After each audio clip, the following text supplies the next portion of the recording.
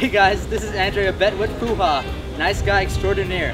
And today's episode of Big Words with Habet, you'll be watching Caleb Coates, who is a very awesome guy and very nice and a great poet. We'll go talk to him about what he does and also find out what it is I think about literature. That should be riveting. See you guys there.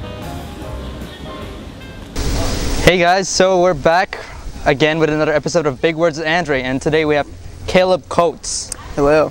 This guy is a poet, one of the few poets around my age who I actually like as a person. Thank you, Andre. So Caleb, how is it that, what's your origin story? How did you get to this point where you started identifying yourself as a poet?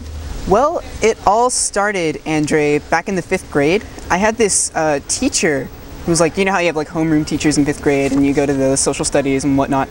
My teacher was the English teacher, and she actually was a creative writing major, and so she decided to run this writer's workshop after school, and I decided to go to that, to just check it out, and she had us write this imitation poem for Wallace Stevens' 13 Ways of Looking at a Blackbird, and I remember reading it and just being brain blasted. This thing was so amazing, and from that point on, basically, I knew I wanted to write poems, and I wasn't very good at it until I'd say probably last year. And what was that moment when you realized that maybe you had grown into it? I think it was when I got published in Glass Mountain. Yeah. I mean, I guess that's sort of a superficial thing to say, I'm basing all of my value on someone else's judgments, but it really is a huge validation moment in a writer's life when they have something in print. And that really helped me look more critically at my own stuff and think, wow, so this is what's working, this is what's not. And it really helped me place myself in literary canons and comparing myself to my influences and whatnot. Cool.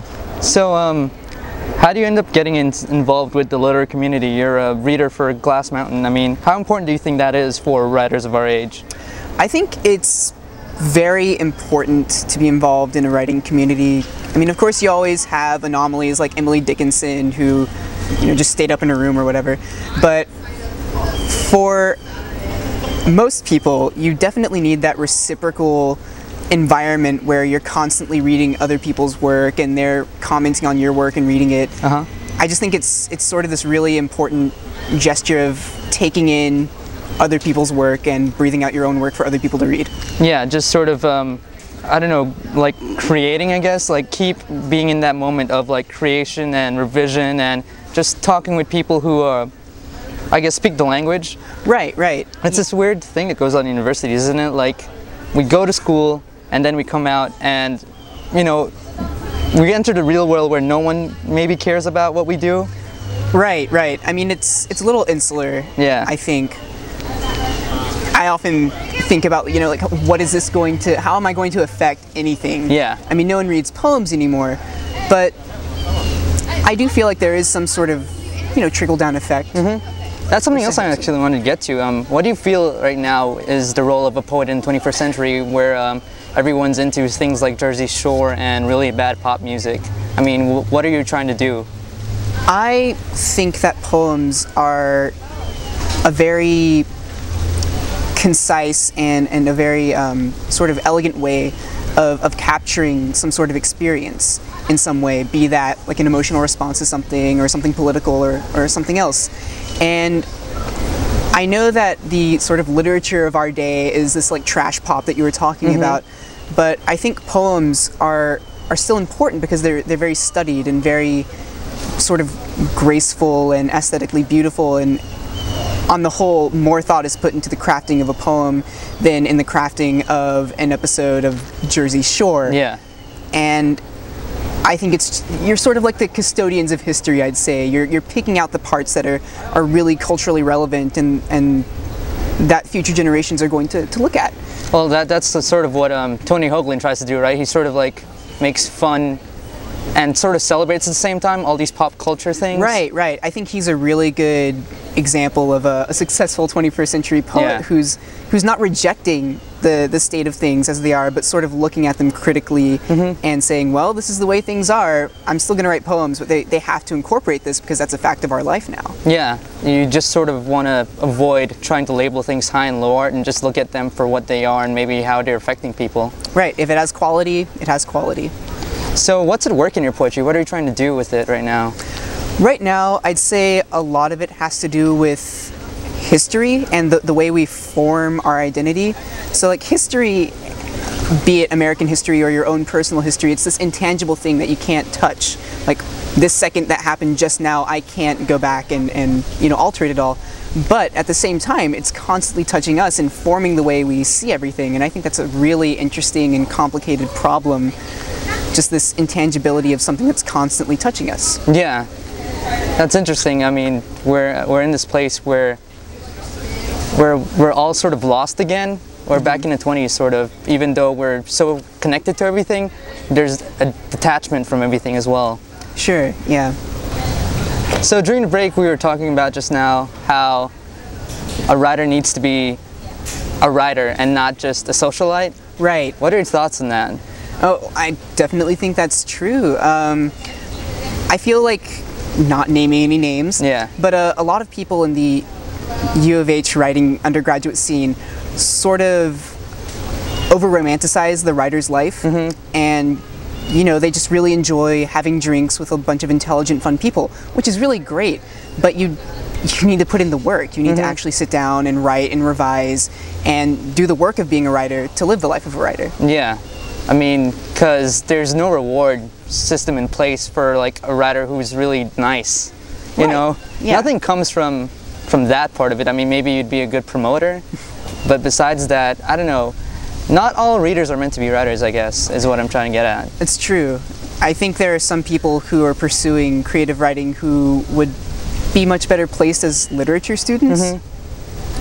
And I mean, that's sort of a mean thing to say, but it's sort of true. Yeah, but at the same time, it's not a mean thing. I mean, I think I value people who are readers and can say like, I'm a reader, but I know I can't write, or like, I know that I don't want to put in the time to write. Right, and I definitely think they're valuable to the writing scene because people who read and don't write have more time to build their, you know, context of past literature, and I think in that way have a unique perspective on the stuff that we're writing, and are probably better able to place it in, you know, a literary canon than we are. Yeah, definitely.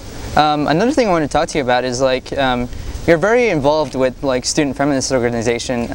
And that's like, I find it interesting, you know, one, because you're a guy, and also because you don't make a big deal about it. I've always liked that about you.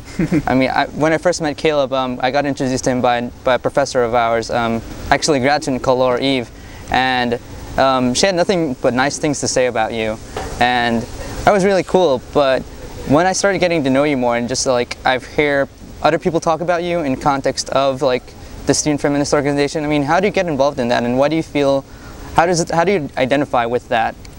Okay, sure. Guy used very loosely here, I assume, dress and all. But I actually got involved with that through meeting the president in a class we took together, which was a literature class. I've always, you know, more or less self-identified as a feminist. I think that the animosity towards feminism, like looking at it as this cartoon of, you know, angry lesbians throwing things at men, that's really oversimplifying it and not looking at it intelligently at all. And I think anyone who doesn't identify as a feminist is sort of, you know, backwards in their thinking. I personally identify as someone who supports equality between all people. And in that way, I am a feminist because I think that women inherently are just as much people as men are. And whatever other gender you might identify as, I think that you shouldn't be denied certain unalienable rights. Yeah. So how does your cross-dressing play into that? Is that like an aesthetic choice, or is that just something, are you doing that in response to something else?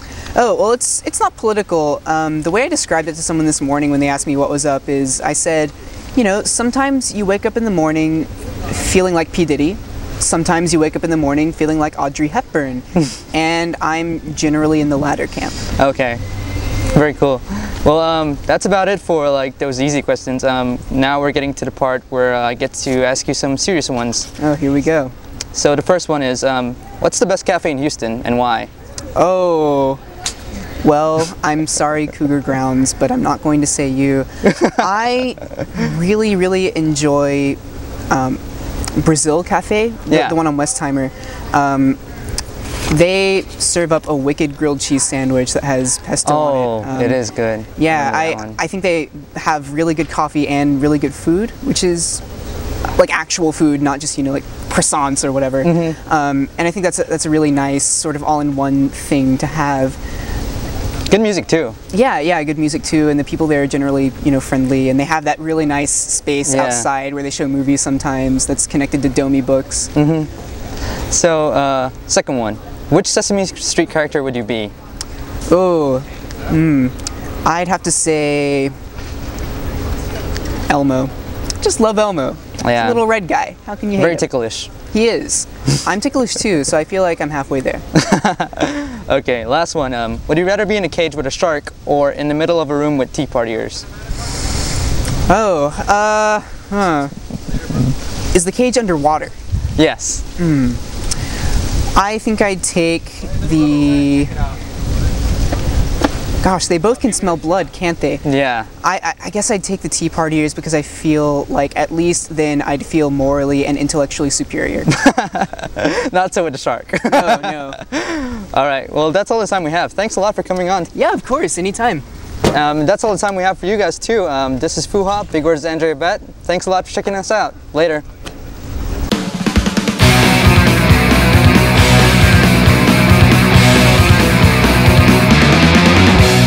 FUHA!